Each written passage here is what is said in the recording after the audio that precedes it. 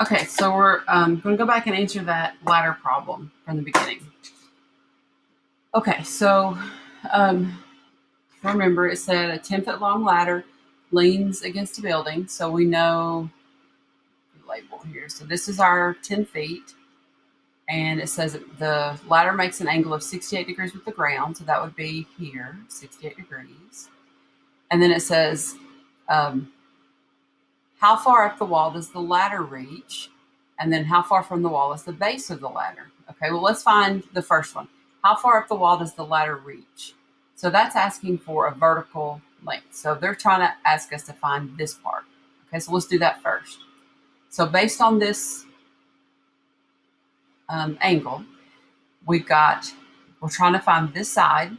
That's going to be your opposite leg, so O. And then the 10 is our hypotenuse. So would we use sine, cosine, or tangent? Opposite and hypotenuse belong with sine. So that would be the sine of our angle, 68 degrees, equals the opposite leg over the hypotenuse. So to solve for x, hopefully you're getting the hang of it by now. Since x is being divided by 10, we multiply both sides by 10. So 10 times the sine of 68 is going to equal about 9.3. So that's the answer to the first question. So it reaches about 9.3 feet up the wall.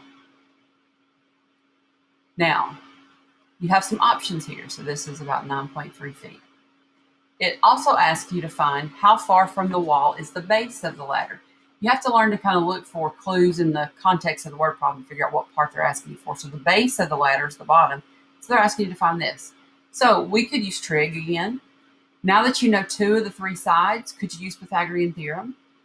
Sure. I usually just trig, once you get the hang of it, is a lot faster usually than unless it's a triple that you recognize. But we don't, it's not a triple because that's not a whole number. So we can't just spit the number out easily. I would go back and use trig. And I would use the original given information. If you use a rounded number to find another rounded number, your answer's not going to be as precise, but that's okay. Sometimes we have to do that, but in this case, we don't have to.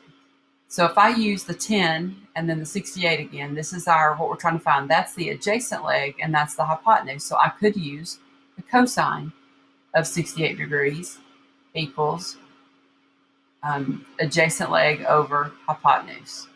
And so then just like the example above, we're going to multiply, but this time we're using the cosine of 68. And that gives us about 3.7. So that's saying that,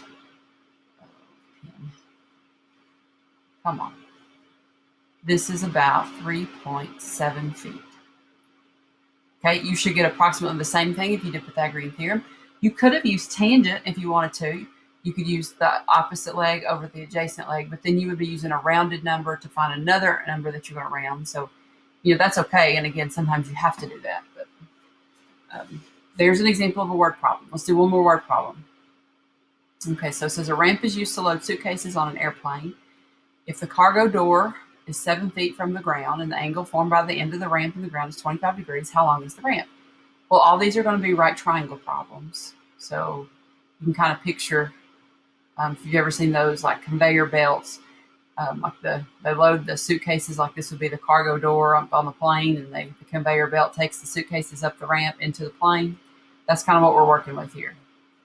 So it says we're loading the suitcases. If the cargo door is 7 feet from the ground, so that's a clue as to what part is 7. That means this would represent the ramp is 7 feet from the ground. So that's going to be 7. The angle formed by the end of the ramp and the ground, so this would be the ground, and this represents the ramp, that's going to be 25 degrees. How long is the ramp? So are they asking you to find the hypotenuse or this leg? Well, the ramp is actually the hypotenuse, so that's what they're asking us to find. They might have said, the horizontal distance or the ground distance if they want you to know this length. So given that information, decide if you're going to use sine, cosine, or tangent. From here, that's opposite leg over hypotenuse. So opposite and hypotenuse belong with sine. So we would be using the sine of 25 degrees equals the opposite leg over the hypotenuse. And so now take a minute and see if you can figure that out with your calculator. So you should be dividing the 7 divided by the sine of 25 degrees to get that x out of the denominator. Remember, you multiply both sides by the numerator, or by x, and then divide both sides by the sine of 25. So that was about 16.6. So 16.6 feet would be the answer. Did I put units on the last one? No, I forgot. So that was 3.7 feet. Okay, so those are some examples of word problems. Tomorrow's lesson is all about word problems, but let's do 2 last ones, and then that'll be, you can do the practice. So we saw these double problems with Pythagorean theorem, and we saw them with special right triangles, so we got the same thing with trig. So really all it is a 2-in-1 problem. You always have to find the length of the shared side, because that's what links the two together. So what I'm trying to find ultimately is DE. So I want to know this, okay? But I need to first find the yellow segment so that I can then use this triangle's information. So let's find, switch to another color. We need to find the shared side. So I'm just going to leave it as DF, okay? Instead of, don't call it, well, if you call this X, just call this something else. Call it Y or whatever. We'll just do that. We'll call it Y. So from this triangle, based on this information, I've got an angle and then these two sides. So I can use trig to help me find that side length. So from the 61 degrees, just ignore this triangle for the time being. That's the opposite leg, and 24 is the adjacent leg. So we should be using tangent. The tangent of 61 degrees equals the opposite leg over the adjacent leg. So if we use our calculator and come up with the tangent 61 equals y over 24, you would be multiplying 24 times the tangent of 61, and that's going to equal about 43.3. Okay, so this is 43.3. So now I can switch to this bottom triangle. From this 19 degrees, what is that 43.3? It's one of the legs because it's the two that make the right angle. That's going to be the adjacent leg, and x is going to be our opposite leg. So we need to write a second equation. So opposite and adjacent, we're going to use tangent again. So the tangent of 19 degrees equals opposite over adjacent. So that's going to be x over 43.3. So doing the same thing we did before, x is in the numerator, so you multiply both sides by 43.3 to get x out, or to get x by itself. Sorry, I'm stumbling on my words here. We get 14.9. So the length of DE is approximately 14.9. Okay, so when you have a problem like this where they share a side, always find the shared side length and use it to help you find the second problem. All right, last one. Find the measure of angle W. So this is what I want. So because it's a double problem, I need to find this first. Okay, so let's take a look at what we've got over here. So focus on this triangle. I know this is what I want. I'll call it X. This is what I've got, a 25-degree angle, and then this side is 15. So let's decide sine, cosine, or tangent. So from this angle, what is the 15? That's going to be the opposite leg. And what is X? It's opposite the right angle, so that's the hypotenuse. So opposite leg and hypotenuse use sine. So the sine of 25 degrees equals opposite leg over hypotenuse. X is in the denominator. So remember, you have to get it out of the denominator with multiplying again. You don't have to show this step every time. You multiply both sides by x, and then you divide both sides by the sine of 25. Getting lazy and didn't show the individual steps. So that's going to be 15 divided by the sine of 25. And we get that is about 35.5.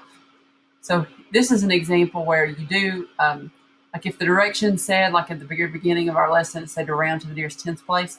When you have to find it's called an intermediate value, like the answer before you can get the final answer. If it said to round to the nearest tenth for the final answer, then you can round to the nearest tenth for the intermediate answers. So that number to the nearest tenth. Okay, so now, last part. We're trying to find this angle measure, W. So since it's an angle measure that's missing, what are we going to have to use? Hopefully you said the inverse. So from that angle, 35.5 is which part? Opposite leg, adjacent leg, or hypotenuse? That's the opposite leg. And then what's 22? That's the adjacent leg. So are we using sine, cosine, or tangent?